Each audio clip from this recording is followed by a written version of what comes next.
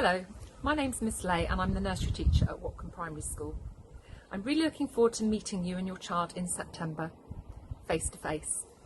Now normally at this time of the year we would have a welcome meeting where you would be invited into school to meet the staff and we would be able to share some information with you. Unfortunately, due to the circumstances this year, we're not able to do that. So instead I've made you a video to share that information with you.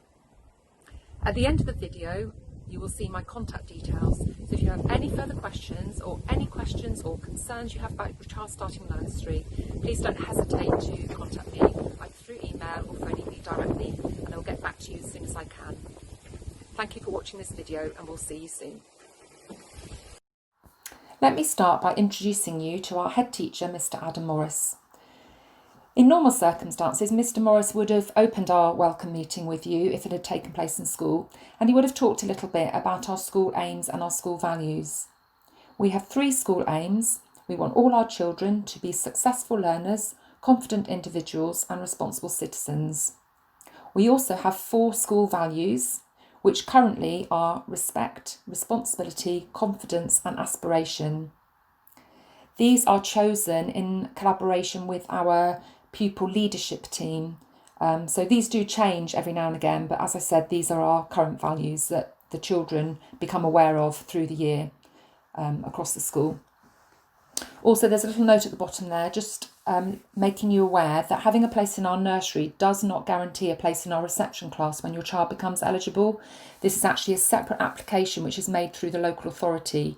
We will signpost you to information regarding this as it comes out around October time.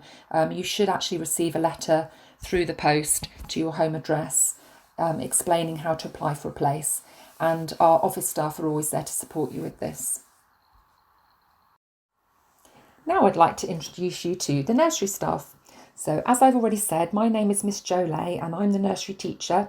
I also am the foundation stage leader in our school, which means that I oversee the nursery and the reception class, which forms our foundation stage. I have 2 members of staff working closely with me. The first of these is Miss Karen Heal, who is the nursery nurse and also a qualified first aider. And then the second of these is Miss Charlotte Ridings, who is our teaching assistant in the nursery, and she is also a first aider. Then we have 3 other members of staff who also work with the nursery children at different times in the week. Miss Charlotte Burke is our higher level teaching assistant, so she's normally based in the reception class, but she also will work in the nursery when I am out of the classroom working on planning, preparation, assessments or my leadership responsibilities. She also has a pastoral role, so will help across nursery and reception, supporting children who might need a little bit of extra help with their social and their emotional development.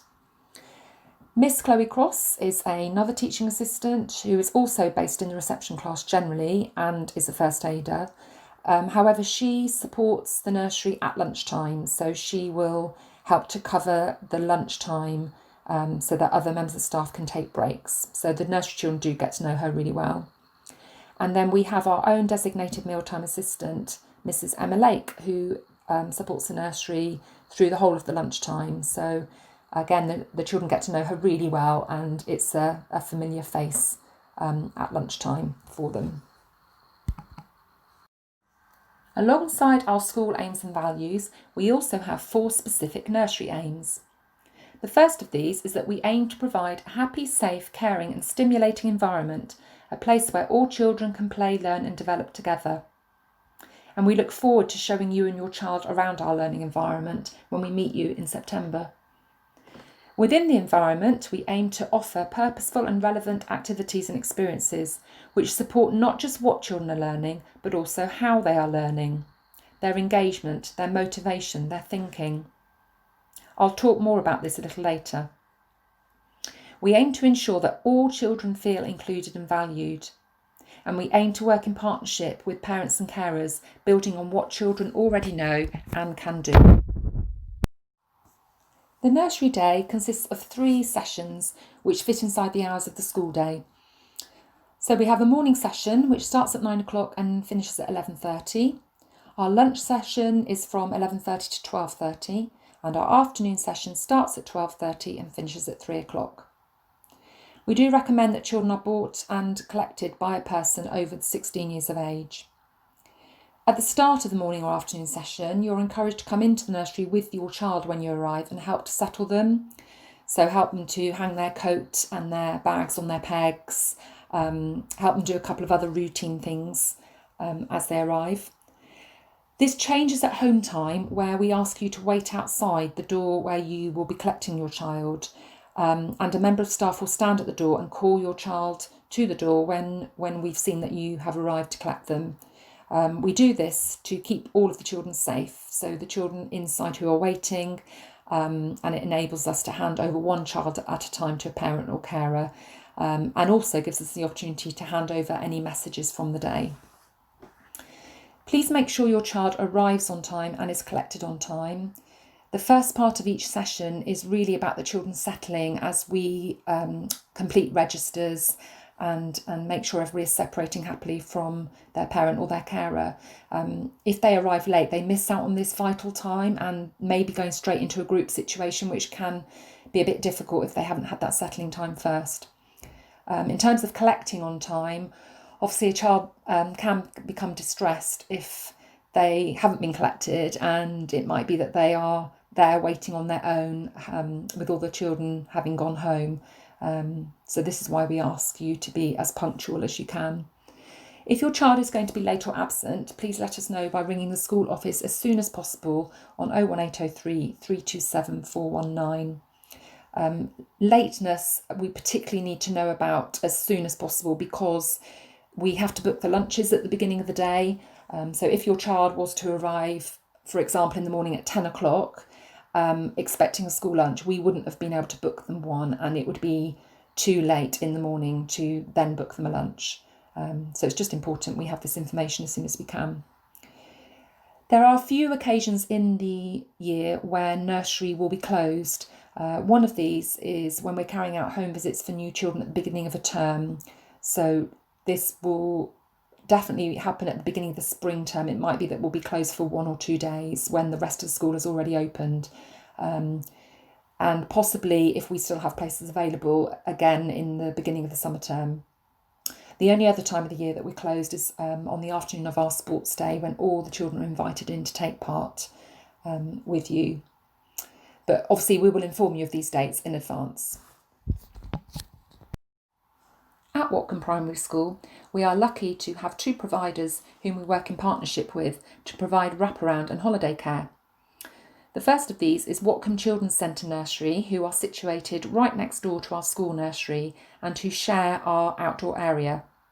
Some of you will be aware of the Children's Centre Nursery, having had your children in there before they start in the school nursery. So they may be able to offer before school care or after school care and during holidays, subject to places being available. If you are interested in inquiring about this, you can contact the nursery manager, Mrs. Claire Chamberlain, or the business manager, Mr. Nick Salter, for more information. You can either ring them or just pop in one day when you're bringing or collecting your child from nursery. The other provider is called Kinetic Sports Group, who run a breakfast wide awake club and a holiday camp on our school site. And if you'd like any more information about this provider, then you can contact the school office and they'll give you more information, including costs. As I said earlier, we have several nursery staff who are qualified first aiders. So should your child require first aid, maybe they've fallen over outside and grazed their knee, or they've had a small bump to their head, this first aid will be administered by one of those members of staff. An accident form will be completed, and then this will be given to you when you collect your child. If your child has had a more serious accident, maybe a more serious cut or a more significant bump to their head, and we feel that they require further medical attention, we will of course contact you immediately.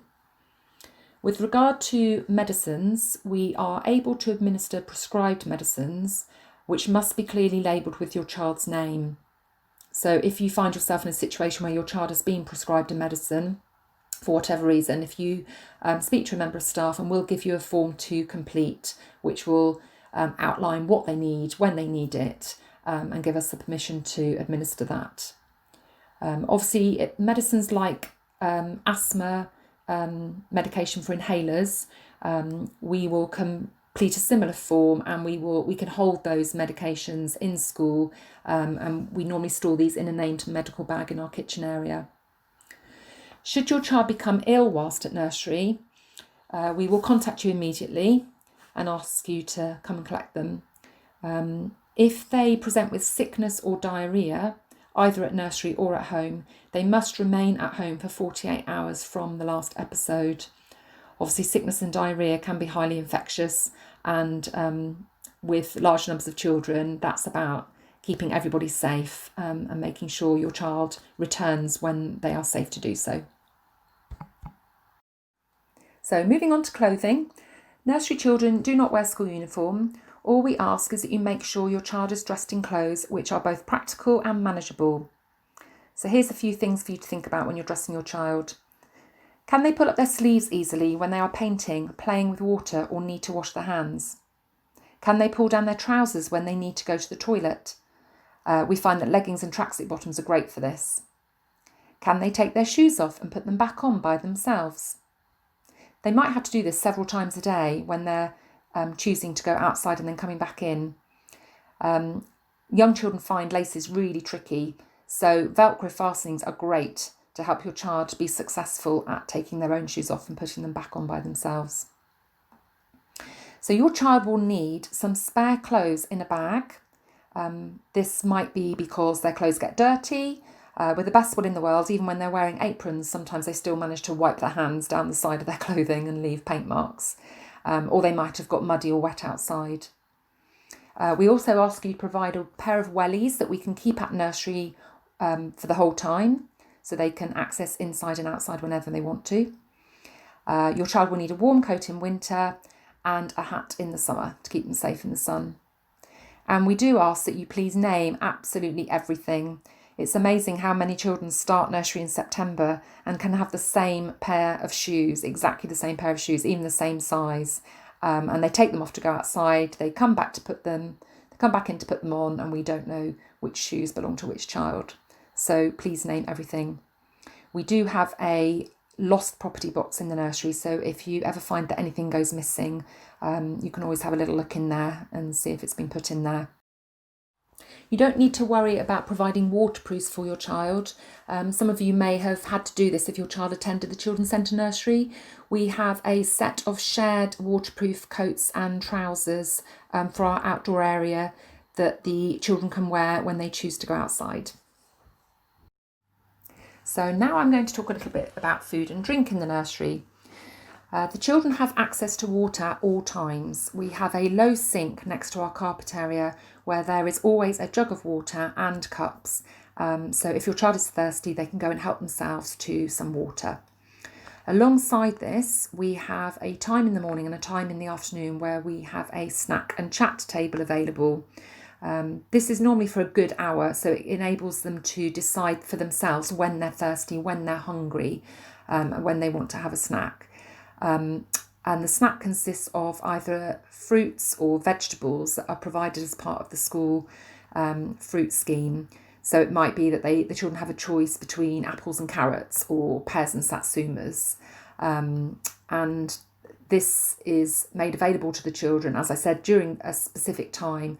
We also add a jug of milk, so they can have milk or water. And they can choose when they want it. They can help themselves and they can clear up after themselves too, including washing their own cup. We also try and do baking wherever we can. Obviously, bearing in mind children may have dietary requirements such as allergies, intolerances that we keep in mind when we're choosing what to bake. And whatever we choose to bake may be eaten by the children at the time in the nursery, or it might be sent home for you to see. If you've chosen lunch sessions for your child, you can choose for your child to have either a school dinner or a packed lunch. So our school dinners are cooked on the premises in our school kitchen. We have a menu that normally runs for a term, and it works on a 2-weekly cycle. So there'll be, for example, a blue menu and a green menu, which will alternate each week. And this is always available on our school website if you'd like to have a look at it. So there is a main meal of the day and also a main pudding of the day. These are what we would typically order for your child if they are having a school dinner. However, you can order alternatives such as jacket potatoes or sandwiches or alternative puddings, for example, yogurts or fruit. We don't ask the children what they want. We would expect you to tell us what they will eat. So you'll notice when you bring your child, there'll be one of the members of staff will be at the computer booking the lunches. So as long as you tell that member of staff what your child would like, if it is not the main meal or the main pudding, we will make sure we order them the alternative that you've requested.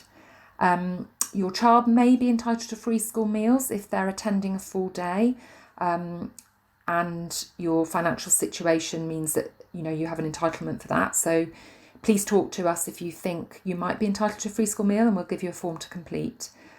If you're not entitled to a free school meal, at the moment they cost £2 each, and we would encourage you to pay by our online system called School Money, which you've had details of in your information pack. As I said earlier, you can provide your child with a packed lunch. That's up to you. And it's not a hard and fast rule, so you don't have to, if they're having a packed lunch, it doesn't mean that you can't have a school dinner. Basically, if your child hasn't come in with a packed lunch, we will order them a school dinner. Some parents choose to have school dinners on certain days. So, for example, Wednesday is traditionally a roast dinner day, and often children quite like that. Or Friday is fish and chip day. So some children may have school dinners on those days and their own packed lunch on another day, which is absolutely fine as long as we know what they're having and we've booked them the lunch if they're having a school lunch. In terms of the lunchtime routine, so the children actually have their lunch in the main dining hall. Now, the reason that our lunch starts at 11:30 until 12:30 is to stagger it slightly against the rest of the classes in the school. So it means that we go into the dining hall at 11:30 when there are no other classes in there. So when it's nice and quiet, and the children sit down and start to have their lunch, and they're generally coming out of the dining hall by around 12 o'clock or just afterwards. And at this point, the only other class that would have joined them is reception. And as they're leaving, year 1 and then year 2 are starting to come in. So it's just a little bit quieter. It is quite a trek down to the dining hall. They do have to walk the whole length of the school. When you look at our school building, the nursery is at one end and the dining hall is right at the other. But actually the children manage really well with this. It can be a bit daunting at first, but once they get used to that routine, they're fine.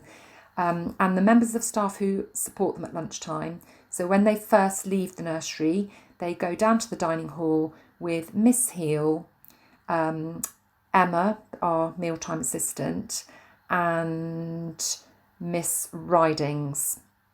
So the three of them take the children to lunch, and then at 12 o'clock there's a change of staff. So Miss Heel is released to have her lunch by Miss Cross, who then supports the children for the rest of the lunch hour. And then after lunch, they'll all be brought back from the dining hall back into the nursery, and weather permitting, they'll go outside for some fresh air before the start of the afternoon session. I mentioned earlier about if your child has any specific dietary requirements, so allergies, intolerances, preferences, obviously please let us know so that we can make sure we accommodate these. Just to add, we do monitor what your children are eating. So if they are struggling with their school dinners and are not really eating much of it, which can sometimes be the case, or particular meals, we will talk to you about that. If your child is bringing a packed lunch, we will only throw away empty containers and cartons within it. So you will see for yourself how much of their lunch they have eaten, so you can adjust things then with that knowledge.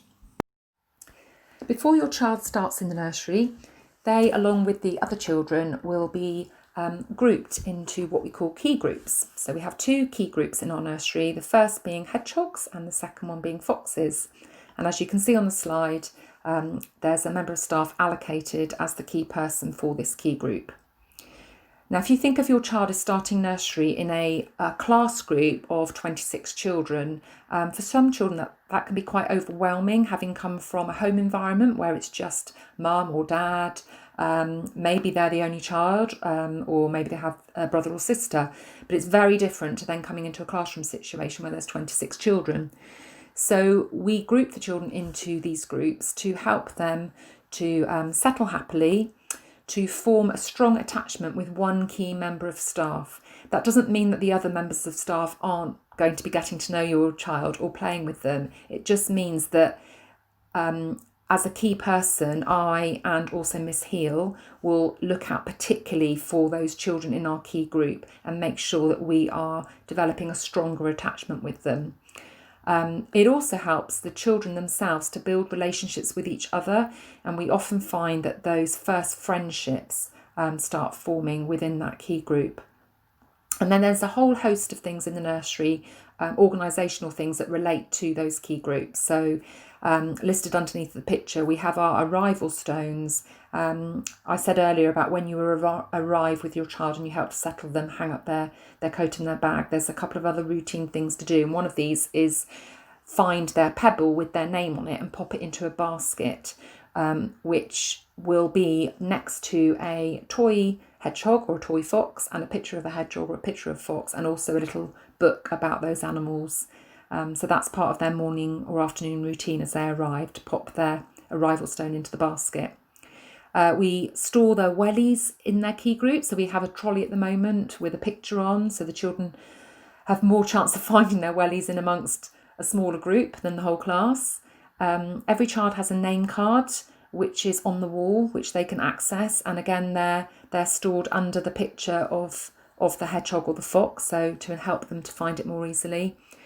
We have home boxes for each key group. So every child has a hanging folder within a home box where they can put things that they've created during the day, and we can pop things in, paintings, ready to go home later at the end of the day. And also we have planned activities in the day which we will carry out within our smaller group, which I'll talk a little bit more about later. Nursery is part of what we call the early years foundation stage, which is a stage of learning in its own right that comes before what we call Key Stage 1, so children in year 1 and 2.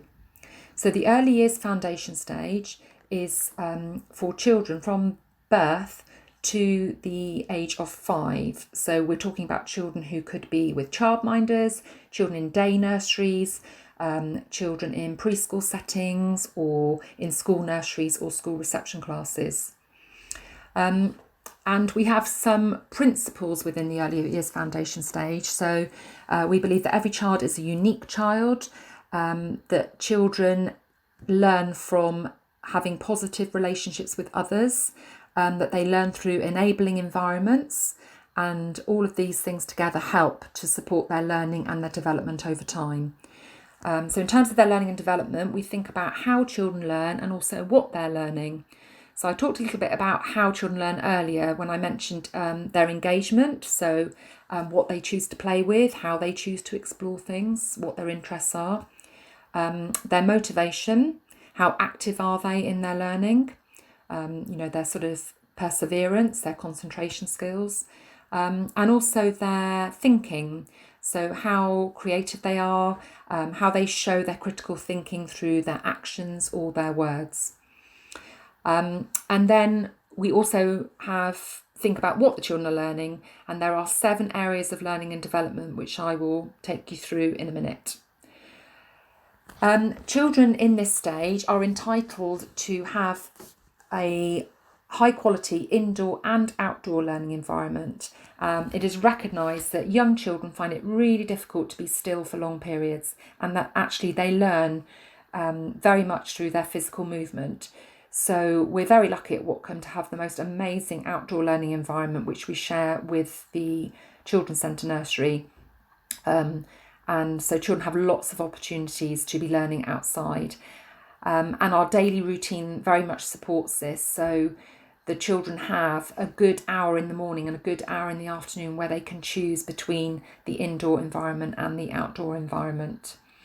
And much of the learning is through the children's play. Now, this play might be completely child initiated, so there's areas within the environment where children can help themselves to resources and choose what they want to do, choose their own play interests and take their learning forward in that way. It might be through activities that we've initiated that children can choose to join in with or not. And we will have some ideas of the learning behind those activities, or it might be through activities that we've actually directed ourselves. So those more traditional activities where we're asking the children to come as a group and do something together. So a typical nursery session looks a little bit like this. The children would arrive and say for the first half hour or so, they would be settling, staff would be completing registers, the children would be choosing some child initiated activities from the indoor learning environment. Then about half an hour into the session, we would gather within our key groups and the children would take part in some kind of adult directed activity. This would be quite short initially and build in time over the year as the children are able to concentrate for longer periods. This would last probably 10-15 minutes maximum. Then after this time, the outdoor learning environment would become available as well, so children could choose to play within the indoor or the outdoor learning environment. There might be some adult initiated activities going on as well as the children choosing what they want to do, and all staff would be interacting with the children throughout this time, indoors or outdoors. At the end of this chunk of time, the children would be asked to tidy up all together, take responsibility for everything, and then we would come together as a whole class. We call this time all together time, where we would come together on the carpet and we would have our daily story and singing, maybe play a game depending on what we're doing. So that's sort of how the routine works, and the same would happen morning and afternoon. Children do thrive in a very established, known routine, so we help them to understand the routine through pictures as well, and we support them with transitions by giving them warnings about what's happening next. Just now I mentioned that there are 7 areas of learning and development within the early years foundation stage. So I'm going to talk a little bit about each of those now. The first area is personal, social and emotional development, which is split into 3 aspects: making relationships, self-confidence and self-awareness, and managing feelings and behaviour. Now this area underpins absolutely everything we do at nursery, through our environment, our routines, our relationships with the children and the activities we provide. I talked earlier about children often start to make friendships within those key groups, and those build over time as they get to know each other. In terms of self-confidence and self-awareness, we in our school do a lot of work around what we call growth mindset. So we encourage children to have a can-do attitude, and we often say to them, if you try, you can. With regard to managing their feelings and behaviour, we do a lot of work around helping the children to recognise different feelings and name those feelings for themselves and in other children, and to use their words to express themselves rather than actions. We encourage children to think about the choices they make. So we talk about children being in the right place at the right time and doing the right thing, and we help them to think about what is a good choice and what is maybe not a good choice, to help them take ownership really of their behaviour as well. The second area of learning and development is communication and language, which is split into 3 aspects: listening and attention, understanding and speaking. This is another really important area of learning which underpins everything we do and is so important for children's development. So all the time we are helping children to listen with increasing attention. We're helping them to understand new vocabulary, and exploring new words in real situations. So if we're talking about melting, for example, we are using ice and actually seeing ice turn into water, and developing their speaking skills, so building on what they say, whether that's extending their sentences or adding new and interesting words for them to pick up on. And also being good role models to them when we are listening to what they're saying, attending to them when they've got our attention, and speaking with them, having a conversation, having a two-way conversation, and also being good role models in terms of when we're communicating with each other as staff. So children see us listening to each other and speaking appropriately to each other. The third area of learning and development is physical development, and this is split into two aspects: moving and handling, and health and self-care. As I said earlier, we are so lucky at Watcombe to have the most amazing outdoor area in which children can explore a whole variety of physical movement, including swinging, hanging, sliding, balancing, jumping, running, all of which help to develop their upper body strength and their core body strength as well. And then alongside this, there are lots of opportunities for children to develop their finer, smaller motor skills, using their shoulders, their elbows, their wrists, their fingers, to really strengthen those muscles ultimately, to enable them to hold a pencil and form letters. Within all those opportunities, we do two specific things to help them with this. One is called Funky Fingers. So we regularly have an activity linked to this. For example, it might be a challenge of how many beads can you thread on a lace before a minute sand timer runs through. And we have something else called dough disco, where we give every child a piece of dough, we play some music, and then the children copy particular actions with the dough. So it could be squeezing it, pinching it, rolling it, flattening it, manipulating it in different ways, just to strengthen those muscles in their fingers. In terms of health and self-care, I've already talked about children being given the opportunity to have a snack when they feel they are hungry or thirsty.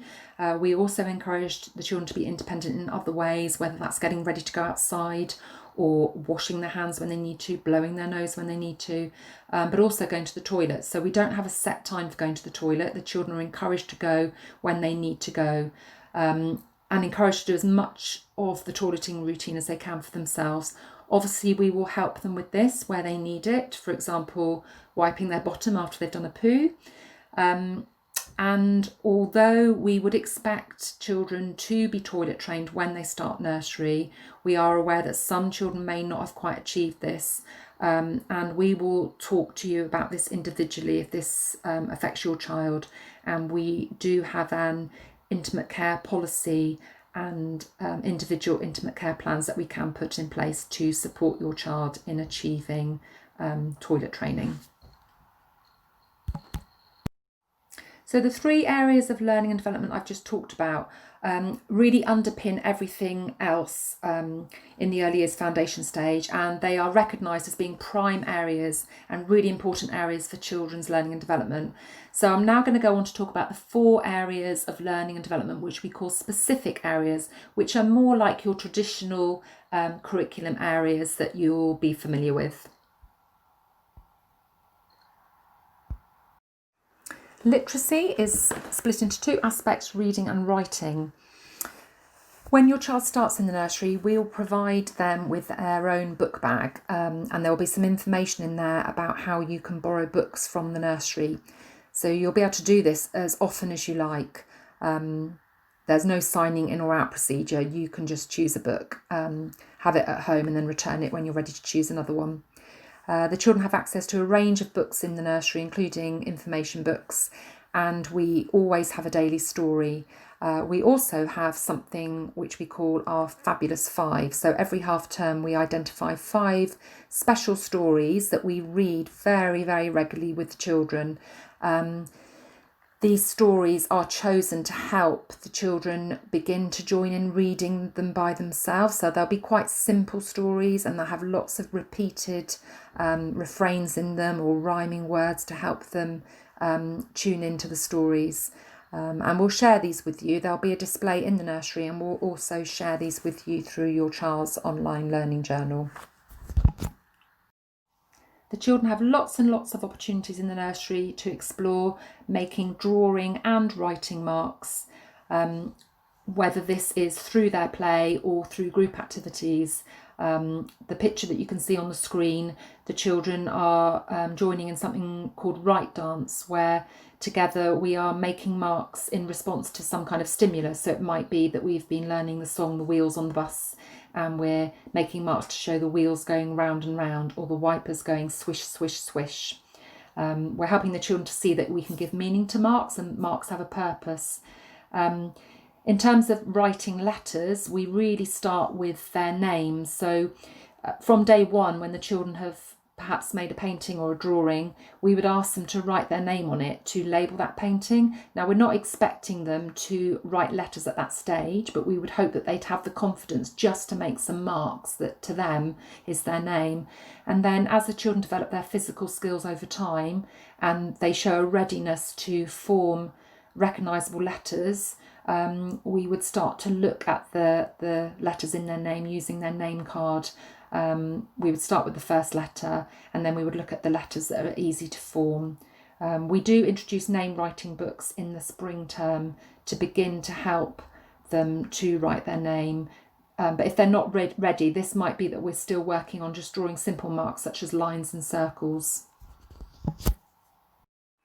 If your child is already showing interest in writing and letters, and maybe already has the control to form letters, it would really help us if you could model writing their name as it's written there in that picture where it says Katie, that it's only the first letter is a capital and the other letters are lowercase. If you're talking about letters with your child, we would ask you to emphasise the letter sound rather than the letter name. So, for example, the first letter sound in Katie's name would be K, and the second letter sound in Katie's name would be A. When the children start to form letters and we start to look at how those letters are formed, we use some special sentences to help them with this that are taken from our phonics scheme, which is called Read, Write, Ink, which is used to teach the children their letter sounds in reception. So, for example, if a child was trying to write the letter A, we would be saying around the apple and down the leaf. We will share this with you later in the year, or when your child is showing a readiness for writing letters. The next area of learning and development is maths, and this is split into two aspects: numbers and shape, space and measure. We do lots and lots of counting in the nursery, whether it's through number songs and rhymes or games, counting real objects in their play, counting things they can move, counting things they can't move, and helping them to develop that concept of number, from saying the sequence of numbers in the right order to counting a group of objects reliably, making simple calculations, adding one more, taking something away, those kinds of things. And then the other aspect, shape, space and measure, the children have lots of opportunities to explore this through their construction play, through exploring the garden, using their bodies to explore space, and also through block play, which is what you're seeing in the picture on the screen, where children have created an enclosed space using the planks, providing us with lots of opportunities to use language around shape, space and measure to help the children's understanding of those concepts. The next area of learning and development is understanding the world, which is split into three aspects: people and communities, the world and technology. We ask when your child starts if you can provide a photo, a family photo that we put in our home role play area to support the children in having conversations with each other about their own families, which is very much a part of our learning in people and communities. We also try through the year where we can to either have visitors in or to go out. So for example, last year we had a visit from some owls from the Devon Bird of Prey Centre. At other times we've gone to the local woods to explore seasonal changes during autumn. So we try and do what we can when we can.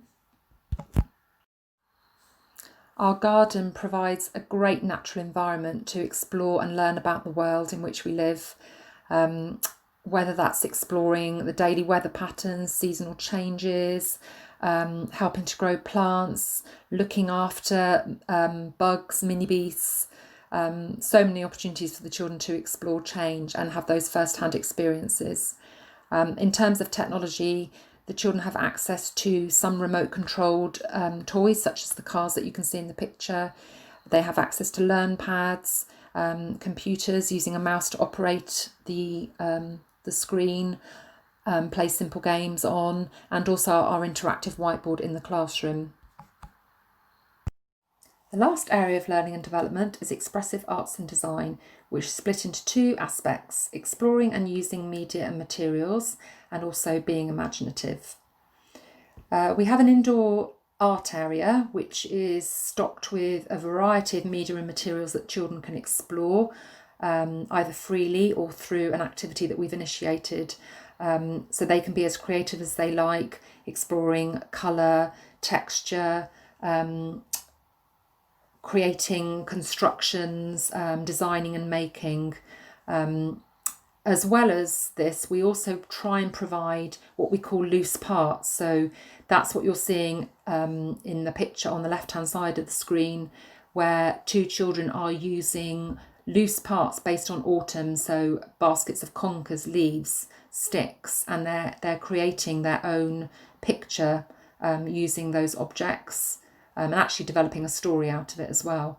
And then in terms of being imaginative, I've already said we have a role play area which is home related to enable the children to act out their first-hand experiences, which is something they all choose to do when they start nursery.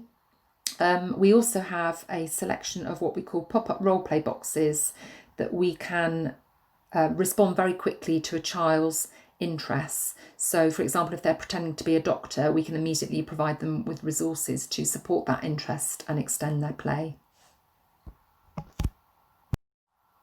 I've included this picture to illustrate that although I've talked about 7 separate areas of learning and development, in reality when children are playing, their learning is very holistic and they can be learning lots of different things at the same time.